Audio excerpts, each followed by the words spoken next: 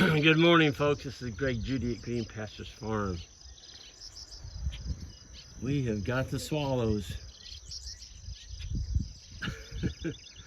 Actually saw some, well, they're still here. There's two of them over there. There's some purple martins hanging out right up there by that transformer. I don't know what it is about that transformer, but they were there yesterday morning. There's 1, 2, 3, 4, 5, 6. There's 6 purple martins up there, right on top. There they come. I like purple martins. There must be somebody has a purple martin house around here, and I need to get spurred into action and put in a couple of those ourselves. So they're a bigger bird, but look at them. Man, they fly so cool. Kind of falling in love with purple martins.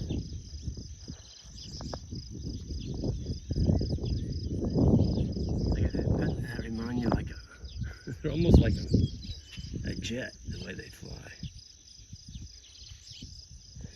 But we're not that far from the new farm. We did put up a bunch of new tree swallow houses, and most of these are tree swallows. There's a barn swallow. That's a tree swallow. You can tell the difference between a tree swallow and a barn swallow. The tree swallows have a white breast. Barn swallows have more of an orange vest. Anyway, I wanted to show y'all something today. We're on the bull farm, and this is the farm we leased in the winter of 2020. Gosh, let me try again. This fall will be 2 years that we've been over here. Actually, fall and winter. This December will be here 2 years. Anyway, this farm didn't have a lot of clover on it. And matter of fact,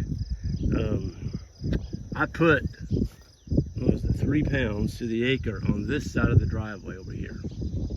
I didn't put it over there, I ran out. So I'm like, well, let's just be a test. I broadcast it on this side, and there's clover in this side too. But look what happened over here. Folks, I didn't sow any clover over here. You heard that right. I didn't sow any clover over here. I mean, look at that. Now, we did increase our stocking density. We winter grazed this by strip grazing them, and we also unrolled hay on this. But if you look on those far hillsides over there, look at that. I mean, the whole farm on this side is just beautiful, beautiful red clover. And for those newbies, I'll explain the importance of having some clover in your pasture. First of all, it puts on tremendous gains on cattle, steers, calves. Really nice protein source.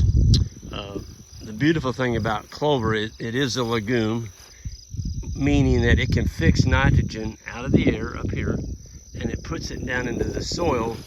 The clover has a symbiotic relationship going. It has nodules, little tiny nodules the size of, about like that, size of that pinhead there, maybe a little smaller.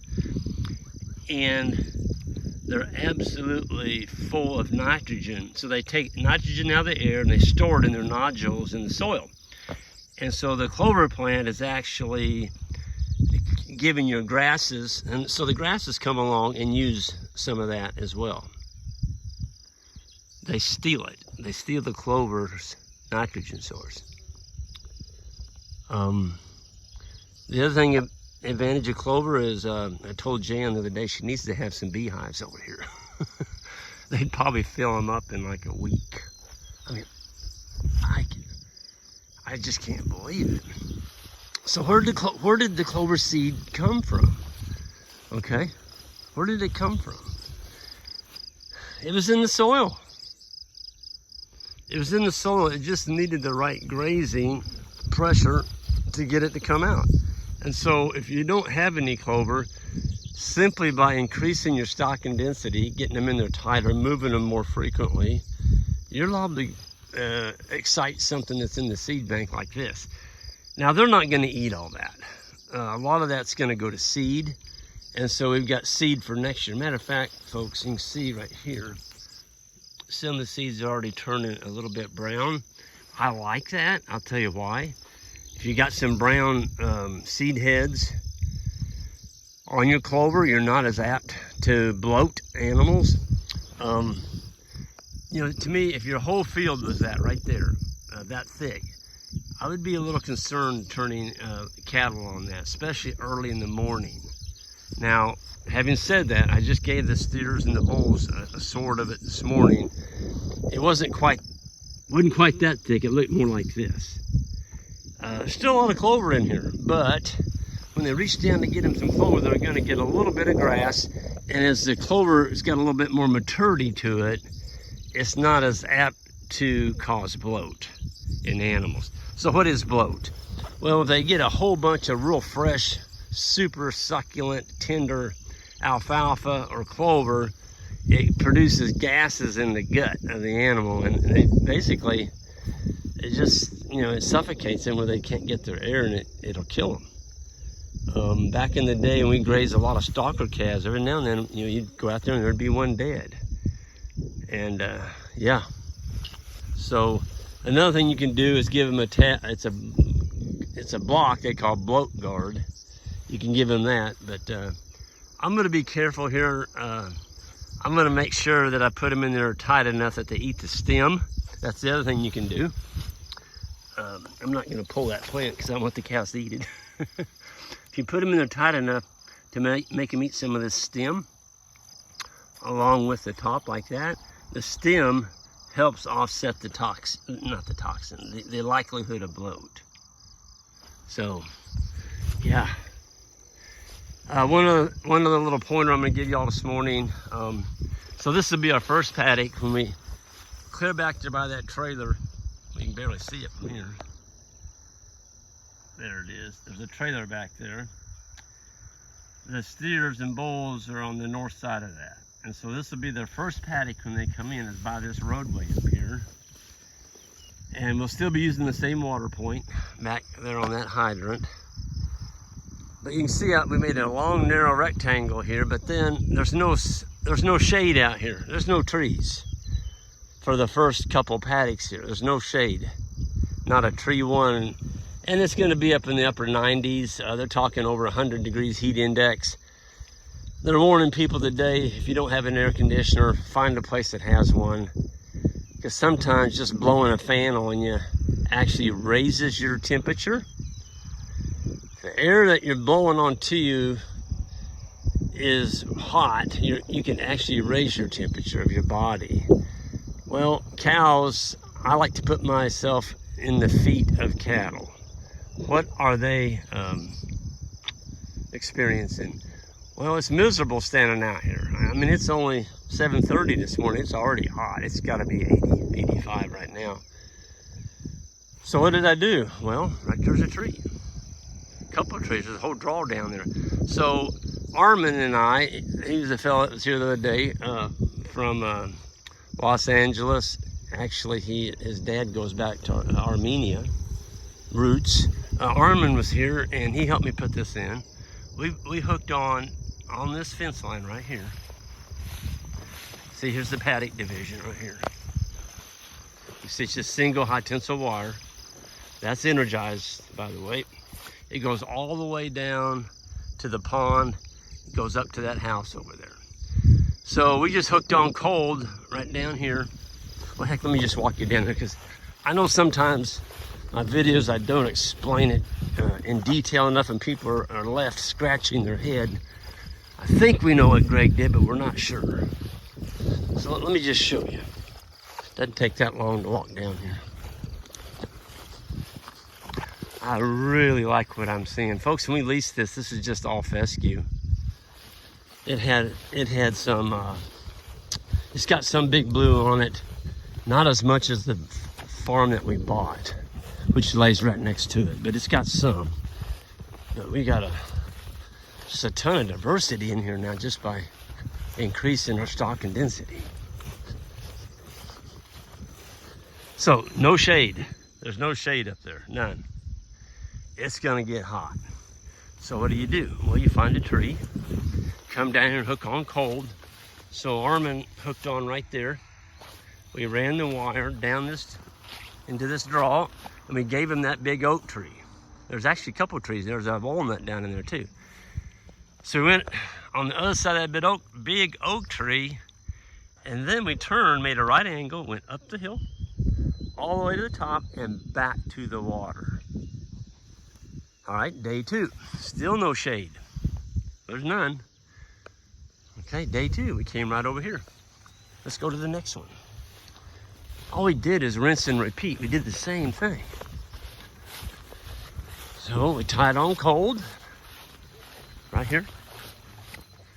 Went down in that draw, picked up 1, 2, 3 more trees, got across that draw, made a right angle, and went up the hill again, and then back to the water. Well, on the next paddock, we're in trees. We've got trees as we move across this farm. As we go down the hill, now we're into trees. But basically, folks, all we did was we made a dog leg. We made a big L. The bottom of the L is right here. They can get shade. So, folks, if your cattle get elevated temperatures when it's over 100 degrees, they're not going to gain anything for you on that particular day. They might even lose weight. So just by giving them shade, let's do the economics on that real quick. So right now, 450 pound calves are selling for $3.60 to $4 a pound. Well, I'm on grass here and clover and Korean Lespedeza. I mean, look at this. Folks, we're on 2.5 to 3 pounds a day gain. If we use 3 pounds a day, 3 pounds a day gain on this type of grass, on a 400 pound calf, do the math on that. At $4 a pound, at 3 pounds to the day, that's $12. That's $12, okay, per day, per steer. Okay, well, there's 60 head over there. So 60 times $12. That's just for one day. Now, if we don't give them shade, we're not getting that economical weight gain. We might be losing. We might be losing a couple pounds. Probably not a couple pounds. They wouldn't put on. They wouldn't put on any weight. So be creative. Find trees. If you have to, build a lane back to that tree. Don't use that tree over 2 days. If you leave animals on a tree for over 2 days in really, really hot weather, especially a big group of animals, you will kill that tree by all the excess nitrogen and urine from both, the manure and the urine. You're overloading that tree. That is amazing. Look at that. Something came in that goldenrod and just took the top out of it. Had to be a deer. Huh. But yeah, so it's gonna be real curious to see what the white-tailed bucks look like this fall by having access to all this clover all summer long. I'm guessing we're gonna grow some big, big rack deer. The whole place is a food plot. All these guys out here disking up their land, putting in these food plots for deer. Heck, graze it right. You don't have to put in a food plot. The whole darn farm's a food plot. It is. I know people pay thousands of dollars to disc the land and fertilize and lime and buy all this fancy clover seed, and they're standing any better than this. I did this with cattle. And I would venture to guess that this is a better stand because it's got more diversity in it. And it's going to be clipped. It's going to be clipped with the steers and the bulls. So it's going to be kept in a vegetative state for the white-tailed deer. So you guys that buy these farms and want it for deer hunting, find somebody that knows how to graze, and you can save yourself a whole lot of pain and money not having to put out food plots anymore. I mean, look at this up here. I mean, it's crazy. Look at that. That's all Korean Lespedeza. Non-bloating, I might add. Cattle can eat all that they want. They will not bloat. So this is going to be where the water tank's at. So they'll overgraze this anyway. They'll take it down a little shorter. And you know, that just hit me. That just hit me. That could be why this is so thick right here. Is all the density that I put in last winter around the water tank. And we unrolled hay here. But the hay came off of the farm that we bought last summer. We just brought it over here.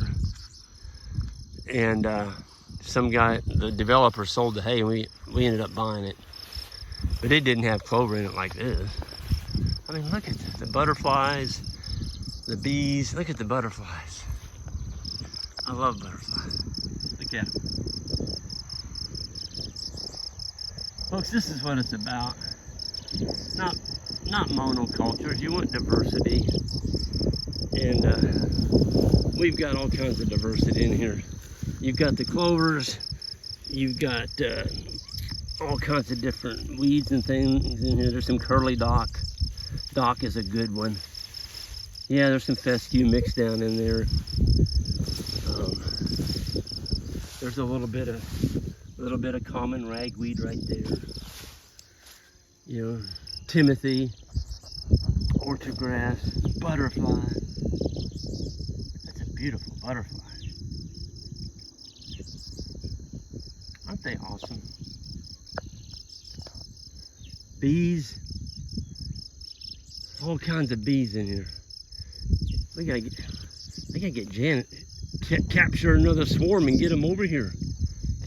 You know, her and Brenda are pretty good about capturing swarms. We need to put a hive of bees over here. My goodness, this would make some awful good honey. Yeah, awful good honey. Folks, I'm gonna get out of here. I still got some things I gotta get done this morning, and it's getting hotter by the minute. But I wanted to show you a few tips today on how to get shade and how to get clover. You don't have to buy it. Just increase your stocking density. And when you do get any rain at all in the spring, you're gonna get this. You're gonna get tons of clover. And now I've got all this seed. A lot of this is gonna be trampled on the ground. Some of it's gonna be eaten by the cattle, and they're gonna poop it out all over this paddock. And so your cows are also distributing the clover seed as well. So yeah, keep your money in your pocket. Use your animals. Use the animals. Folks, I'm gonna get out of here. Have a good one. We'll see you next time. And a bunch of you I'll be seeing in Seymour. Been having people email me saying they're gonna be at the Powerflex days. It's a retail store grand opening there at Seymour, which is down in South Missouri. And that's July 12th and 13th. I'm gonna be doing a couple classes there, and hope to see some of y'all. Bring your list, what you need for your farm. Everything there is 15% off on your first purchase. That's a chunk of money, you know? What we talk about, keep your money in your pocket. When you get a chance to get a discount, get it. All right, folks, y'all have a good one. See ya.